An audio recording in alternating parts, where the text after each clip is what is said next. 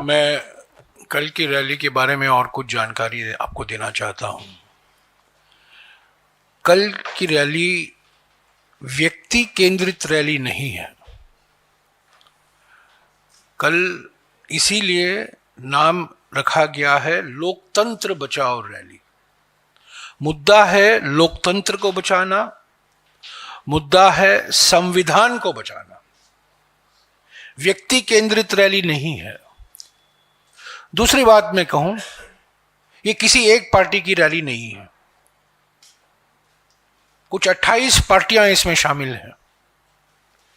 सारे इंडिया गठबंधन, इंडिया जनबंधन, मैं बार बार कह रहा हूं ये गठबंधन नहीं है, ये जनबंधन है। इंडिया जनबंधन के सारे पार्टियां इसमें शामिल है। तृणमूल कांग्रेस भी शामिल है। हालांकि हमारा सीट शेयरिंग फॉर्मूला नहीं हो पाया पश्चिम बंगाल में, फिर भी कल तृणमूल कांग्रेस के वरिष्ठ नेता मौजूद होंगे। तो ये किसी एक पार्टी की रैली नहीं है, ये इंडिया जनबंधन की रैली है। इंडिया जनबंधन की दूसरी रैली है, पहली रैली नहीं है ये। आपको याद होगा मुंबई की शिवाजी पार्क में भारत जोड़ो न्याय यात्रा की समाप्ति के बाद 17 मार्च को इंडिया जनबंधन की एक बहुत बड़ी रैली हुई थी शिवाजी पार्क में, और सभी नेता, मुख्यमंत्री, पार्टी के अध्यक्ष, सभी लोग वहां मौजूद थे। और वहां शंखनाद वहां से शुरू हुआ, और आज कल दूसरा शंखनाद होगा रामलीला मैदान से। मुद्दे क्या हैं? सबसे बड़ा मुद्दा, पहला मुद्दा यह है महंगाई, बढ़ती हुई महंगाई। पिछले 45 सालों में सबसे ऊंचा बेरोजगारी का दर, और खास तौर से युवा बेरोजगारी का दर। बढ़ती हुई आर्थिक विषमताएं आप देख रहे हैं। अमीर सुपर अमीर बन रहे हैं और गरीब और मध्य वर्ग वही के वही है। विकास का फायदा कुछ ही लोगों को मिल रहा है, पर विकास की कीमत करोड़ों लोगों को चुकानी पड़ रही है। तो बढ़ती हुई आर्थिक विषमताएं, सामाजिक ध्रुवीकरण, ये पहला मुद्दा है जिस पर कल हमारे नेता बोलेंगे।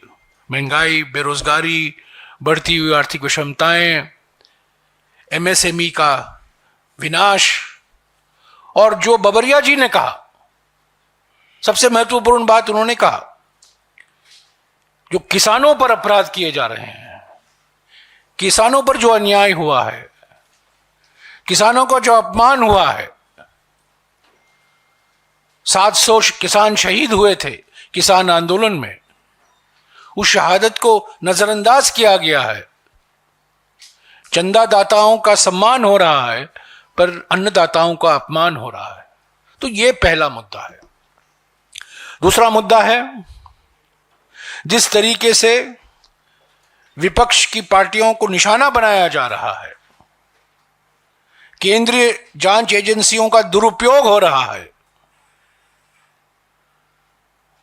2 मुख्यमंत्री गिरफ्तार हुए हैं, पर इनके अलावा कई मंत्री अलग अलग राज्यों में, उनको भी गिरफ्तार किया गया है। चार्ज नहीं है, पर गिरफ्तार हो गए हैं। ये एक षड्यंत्र है। तो ये एजेंसियों का दुरुपयोग, चुने हुए मुख्यमंत्री और मंत्रियों को गिरफ्तार करना बिना चार्ज फाइल किए हुए, ये बिल्कुल एक मानसिकता दर्शाता है कि प्रधानमंत्री चाहते हैं कि सारे विपक्ष पार्टियां अपंग हो जाएं, आर्थिक रूप से, राजनीतिक रूप से अपंग हो जाएं, ताकि वो चुनाव लड़ने की स्थिति में न हो। तीसरा मुद्दा है हमारे देश का सबसे बड़ा घोटाला, पिछले 75 वर्षों में से सबसे बड़ा घोटाला हुआ है इलेक्ट्रल बॉन्ड को लेकर। सुप्रीम कोर्ट ने इसको गैर संविधान के खिलाफ, अनकॉन्स्टिट्यूशनल है, सुप्रीम कोर्ट ने कहा है। और उसी की वजह से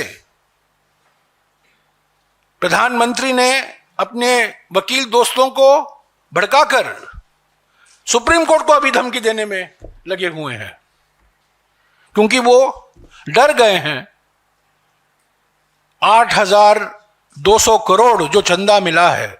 और मैंने बार बार कहा है, चंदा दो धंधा लो, हफ्ता वसूली, ठेका लो, चंदा दो और शेल कंपनी, ये 4 तरीके हैं, 4 रास्ते हैं। और जिस तरीके से इलेक्टोरल बॉन्ड के रास्ते से बीजेपी ने चंदा इकट्ठा किया है, और उसके साथ साथ हमारे देश के प्रमुख विपक्ष पार्टी के खिलाफ कर आतंकवाद हमले किए जा रहे हैं। कांग्रेस पार्टी को निशाना बनाया गया है खास तौर से, और हमें बार बार, कल रात को भी 2 और नोटिस मिले हमें। कल जब हम प्रेस कॉन्फ्रेंस कर रहे थे तब तक 4 नोटिस हमें मिले थे, कल रात को 2 और नोटिस मिले हैं, और आज मैं नहीं जानता हूं और कितने नोटिस आएंगे, क्योंकि अभी तक केसरी जी के जमाने तक ही नोटिस आए हैं। उनके पहले भी कई कोषाध्यक्ष थे। तो यह तीसरा मुद्दा है, इलेक्ट्रल बॉन्ड का मुद्दा, घोटाला, घूस।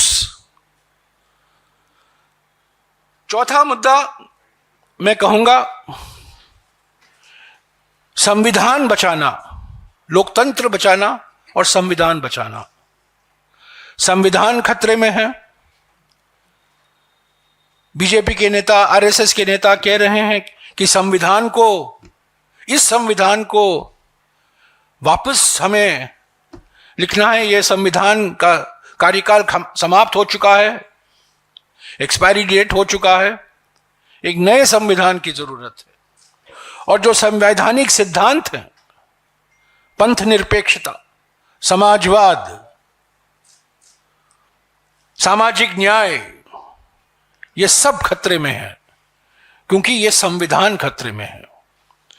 तो साथियों, कल की रैली व्यक्ति केंद्रित रैली नहीं है, कोई एक व्यक्ति को बचाने के लिए नहीं है, संविधान को बचाने के लिए है, लोकतंत्र के बचाने के लिए है। और सभी पार्टियों का योगदान है, कांग्रेस पार्टी, आम आदमी पार्टी, वामपंथी पार्टी, सब लोग कोशिश कर रहे हैं मोबिलाइजेशन के लिए कल।